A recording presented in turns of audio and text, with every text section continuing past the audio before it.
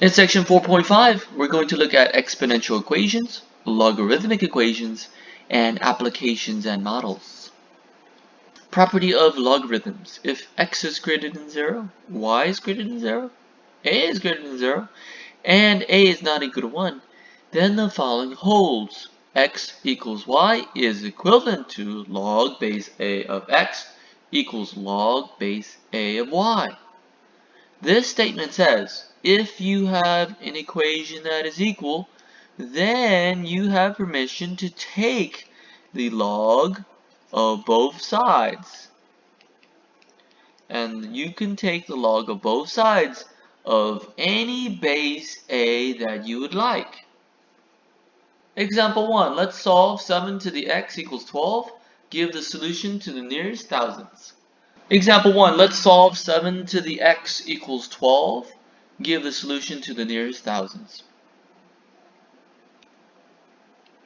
First thing I want to do is to see if I can get the same base in this problem. Then we could use the property that if the bases are the same, then all that implies that the exponents are equal. In this case, that is not possible. So we'll look at the previous property, which states if x equals y, that implies that log base a of x equals log base a of y. And remember, we could choose any base that we want and take it to both sides. I'm going to choose natural log or log because these are available on my calculator. So let's just use natural log for our problem. The natural log of 7 to the x is equal to the natural log of 12. We took the natural log of both sides. The power rule allows me to bring the x to the front. X times the natural log of 7 is equal to the natural log of 12. I can divide both sides by the natural log of 7. And so x is equal to the natural log of 12 over the natural log of 7. And this is my solution in exact form, but we can use a calculator. And from our calculator we have, this is approximately 1.277. Caution! When evaluating a quotient like natural log of 12 over natural log of 7 in example 1, do not confuse this with the quotient natural log of 12 over 7, which can be written as natural log of 12 minus natural log of 7. We cannot change the quotient of two logarithms to a difference of logarithms. That is, the natural log of 12 over the natural log of 7 is not equal to the natural log of 12 over 7. Example 2, let's solve 3 raised to the 2x minus 1 equals 0.4 raised to the x plus 2. Example 2, let's solve 3 raised to the 2x minus 1 equals 0.4 raised to the x plus 2. Give the solution to the nearest thousands. We're going to start the problem by taking the natural log of both sides. And since we took the natural log of both sides, we're allowed, according to the power rule, to bring the 2x minus 1 to the front and the x plus 2 to the front of each of the logarithms using the power rule. So we have 2x minus 1 times the natural log of 3 equals x plus 2 times the natural log of 0.4. We can distribute the natural log of 3 to the parentheses, and we could also distribute the 0.4 into the parentheses. This gives us 2x natural log of 3 minus the natural log of 3 equals x times the natural log of 0.4 plus 2 times the natural log of 0.4. Let's subtract x times the natural log of 0.4 to both sides so we can get the x on one side of the equation, and we'll also add the natural log of 3 to both sides to move that to the other side of the equation. And that simplifies to 2x natural log of 3 minus x natural log of 0.4 equals 2 natural log of 0.4 plus the natural log of 3. Now we can factor out the x on the left side since they share a common term. So we have x times the quantity, 2 natural log of 3 minus natural log of 0.4, and that's equal to 2 natural log of 0.4 plus the natural log of 3. Now we can divide both sides by 2 natural log of 3 minus natural log of 0.4 to solve for x. And we have x equals 2 natural log of 0.4 plus the natural log of 3 divided by 2 natural log of 3 minus natural log of 0.4. We could use the power rule now and bring the power back into the argument, and I will do that for the top and the bottom. And so we have x equals the natural log of 0.4 squared plus the natural log of 3 over the natural log of 3 squared minus the natural log of 0.4. We could simplify 0.4 squared, and we could simplify 3 squared.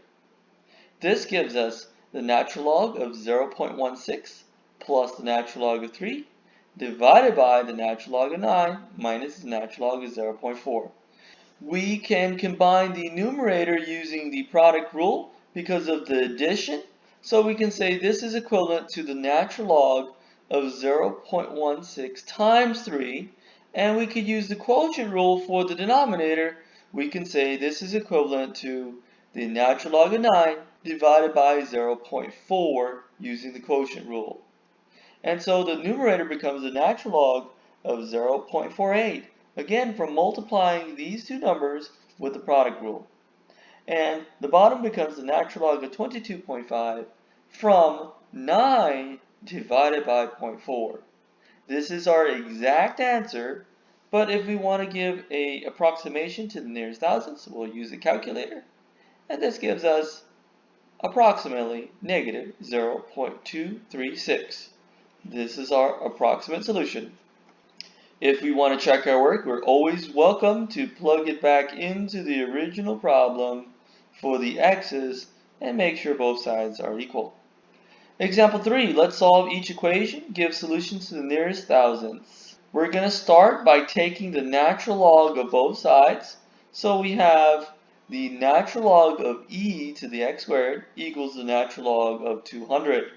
That's going to give us x squared times the natural log of e equal to the natural log of 200.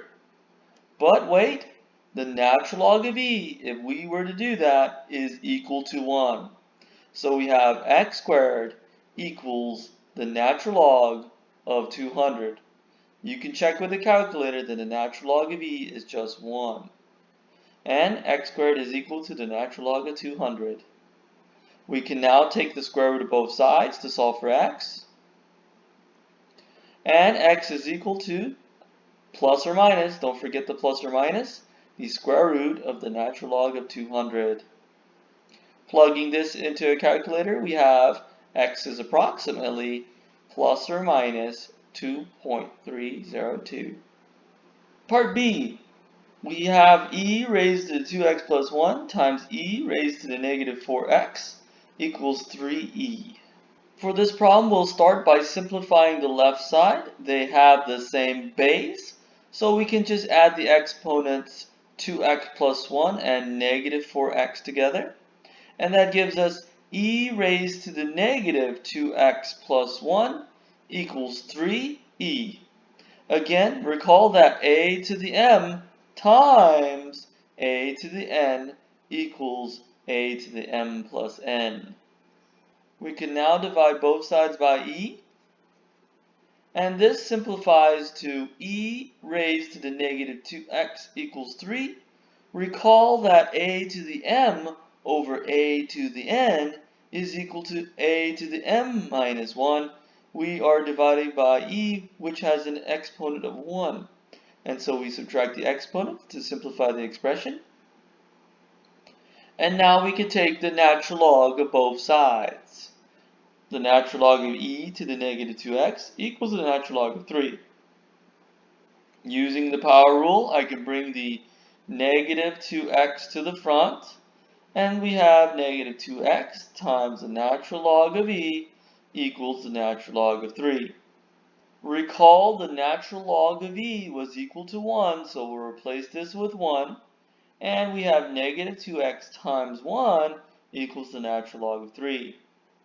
We can divide both sides by -3 or multiply both sides by -1/2 to get rid of that -2. So let's multiply both sides by -1/2 and we get x equals -1/2 natural log of 3. We can use our calculator now, and this approximately is -0.549. Example 4. Solve e raised to the 2x minus 4e to the x plus 3 equals 0. We want to give exact values for x. Notice that we have something that looks very similar to a quadratic. It looks very similar to ax squared plus bx plus c equals 0. So it appears that e to the x appears twice here, and I think we can use u substitution. So if we substitute u equals e to the x, we notice that the equation is quadratic in form. We can rewrite our equation as e to the x raised to the second, because that still gives us the 2x for the exponent, and write everything else exactly the same. Now I can replace the e to the x with u substitution now, and we'll get u squared minus 4u plus 3 equals 0. And we know how to do this. We can just factor using the diamond method, and the two numbers are -3 and -1. So this factors as u minus 1 times u minus 3. We can solve each factor for the u, and so u minus 1 equals 0, or u minus 3 equals 0. I can add 1 to both sides, and add 3 to both sides for the second equation, and this gives us u equals 1, or u equals 3. Recall that our u substitution was for e to the x, so we're going to replace our u's with e to the x back. This gives us e to the x equals 1, or e to the x equals 3. To solve this for x, we can now take the natural log of both sides. The natural log of e to the x is equal to the natural log of 1, or the natural log of e to the x equals the natural log of 3. We could use the power rule to bring the x to the front. And remember, the natural log of e is just 1. The natural log of e is just 1. So we have x is equal to the natural log of 1, which is 0, and x is equal to the natural log of 3. So here's our two solutions to the problem. You could always check our solution by plugging it into the original equation for x, and these two do work. So please check these two solutions in the original equation to make sure they do work. Example 5. Solve each equation and give exact values. We have 7 natural log of x equals 28. I can divide both sides by 7. And so natural log of x is equal to 4. To solve this problem, we have to look at the definition of the logarithm. Recall log base a of x equals y is the same thing as saying x equals a raised to the y. So we want to convert from logarithmic to exponential form to solve the problem. Remember, the base for the natural log is base e, so we can say x equals e raised to the 4th power. And here is the solution for part A. We could always check our answer by plugging it in and making sure 7 times the natural log of e to the 4th equals 28. And it does. For part B, I'm going to do the same process. We're going to convert from logarithmic to exponential form. Remember, this is the exponent and this too is the base. So let's rewrite it so that this is in exponential form. We have x squared minus 9 is equal to 2 raised to the 3rd power. And now we can solve this. We know 2 cubed is just 8, so x cubed minus 19 equals 8. And we can add the 19 to both sides. X cubed is equal to 27. Let's take the cube root of both sides. And so we have x equals the cube root of 27, and that is simply 3. We could always check our work again, plug it back into the original problem for x, and you will see that it does work as a solution. I want to remind you to keep in mind that logarithms are defined only for non-negative numbers. So we have to check our solution to make sure that we don't get a negative number inside the argument of a log. Notice that the first two terms have a subtraction between, so we can use the quotient rule. The quotient rule states that this can be written as log of x plus 6 divided by x plus 2 equals log x. Now we could use the one-to-one property of logs. Remember, log base a of x equals log base a of y implies that x must be equal to y. So we can say x plus 6 divided by x plus 2 equals x. We simply can remove the logs as long as there's one term on each side and they have the same base according to our one-to-one property of logs. And now we can get rid of the x plus 2 by multiplying x plus 2 to both sides. This gives us the x plus 2 cancels out, and that's why we get x plus 6 equals x times the quantity x plus 2. We can distribute now the x to the right side, and that should give us x squared plus 2x. And we have x plus 6 is equal to x squared plus 2x now. Let's subtract x to both sides, and we'll subtract the 6 to both sides. This simplifies into x squared plus x minus 6 equals to 0. And we could use the diamond method to factor this. And the numbers are going to be negative 2 and positive 3. So this factors as x plus 3 times x minus 2 equals 0. We can set up each of these factors equal to 0. So x plus 3 equals 0, or x minus 2 equals 0. And we can solve each one separately now. And x equals negative 3, or x equals 2. But wait, we have to check our work. But remember, we have to check our work because we might get a negative inside a logarithm. So I'm going to check the work here. Let's plug in the negative 3 into the original equation. So I have log of negative 3 plus 6 minus log of negative 3 plus 2 equals log of negative 3. Notice right away, this is negative and this is negative. So that means negative 3 is not a good solution because it causes the arguments to be negative. So throw out negative 3 and then we'll have to check 2. So plug in 2 into the original equation again. And if you do that, I have 2 plus 6 here, that's positive. I have 2 plus 2 here, that's positive. And this is also positive. So 2 is a good solution, but negative 3 doesn't work because it causes the argument to be negative. Caution! Recall that the domain of y equals log base a of x is from 0 to infinity. For this reason, it is always necessary, keyword is always necessary, to check that the proposed solution of a logarithmic equation results in logarithms of positive numbers in the original equation. Example 7, let's solve log base 2 of 3x minus 7 times x minus 4 equals to 3. And we want to give exact values. Notice on the left side we have a base of 2 and an exponent of 3. So I'm going to start by converting this into exponential form. So we'll say 3x minus 7 times x minus 4 equals the base of 2 raised to an exponent of 3.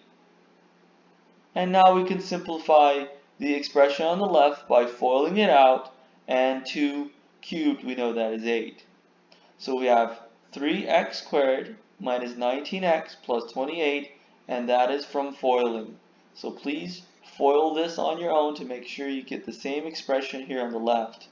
Let's subtract the 8 to both sides, and so we have 3x squared minus 19x plus 20 equals 0. I can use the AC method to factor this. We'll multiply 3 times 20, and that gives us 60, and we want to get negative 19 on the bottom. The two numbers are negative 15 and negative 4, and I could divide both by the leading coefficient here. I could divide both by 3x using our bottoms up method, and the left side simplifies to negative 5 over x, and the right side is still negative 4 over 3x. So we'll bring the bottom to the top. This factors as 3x minus 4 times the quantity x minus 5 equal to 0. I can then set 3x minus 4 and x minus 5 both equal to 0. So this gives us 3x minus 4 equals 0, or x minus 5 equals 0. And we can solve for x for each one. And so x equals 4/3, or x equals 5. But remember, we have to check our solution to make sure it doesn't produce a negative inside the argument. So if I plug in the 4/3 into the x, I notice that inside the parentheses, it's going to give me a positive number. So this is a good solution, 4/3. And if you plug in 5 for the x's, you would realize that the argument is still positive. So these are two good solutions. Make sure you check so that you know for a fact that these don't make the argument inside the log negative. But in this case, they're both good. And it's easy to check. We just plug it in a calculator. If it's a positive number, we know it's a good solution. If it's a negative on the inside, we know it's a bad solution. Example 8, let's solve log of 3x plus 2 plus log of x minus 1 equals 1. Give exact values. Notice that this is going to be base 10 because there's nothing written down here, so we can assume this is base 10. Now, since there's an addition between the two, we know that we're going to use the product rule. The product rule is going to allow us to combine these two with multiplication. So we can write this as log of 3x plus 2 times x minus 1. Again, this is base 10, but in general, we don't need to write this 10 down here. We can also convert this with the definition of a log. The base is 10 and the exponent is 1. So I can write 3x plus 2 times the quantity x minus 1 equals 10 to the first. Now I could FOIL the left side out and evaluate 10 to the 1. This gives us 3x squared minus x minus 2 equals 10. Let's subtract the 10 to both sides. And so we have 3x squared minus x minus 12 equals 0. We'll try to use the AC method. The number on the top is going to be negative 36. The number on the bottom is negative 1. And unfortunately, there's no two numbers that work for this. So we'll have to use something else. We can either complete the square or use the quadratic formula. I'm going to choose the quadratic formula. It looks a little bit easier to use the quadratic formula. So let's say A is 3, B is negative 1, and C is negative 12.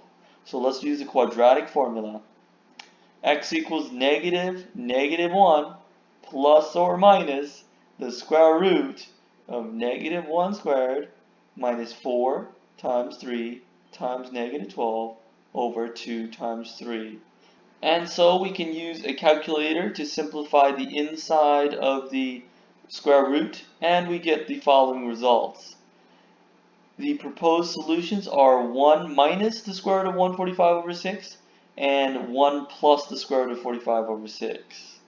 Now we have to check our work because we don't know if these produce a negative inside the argument. So when I plug this in a calculator, I got negative 1.840 approximately. And we'll do the same thing for the other one, 1 plus the square root of 45 over 6.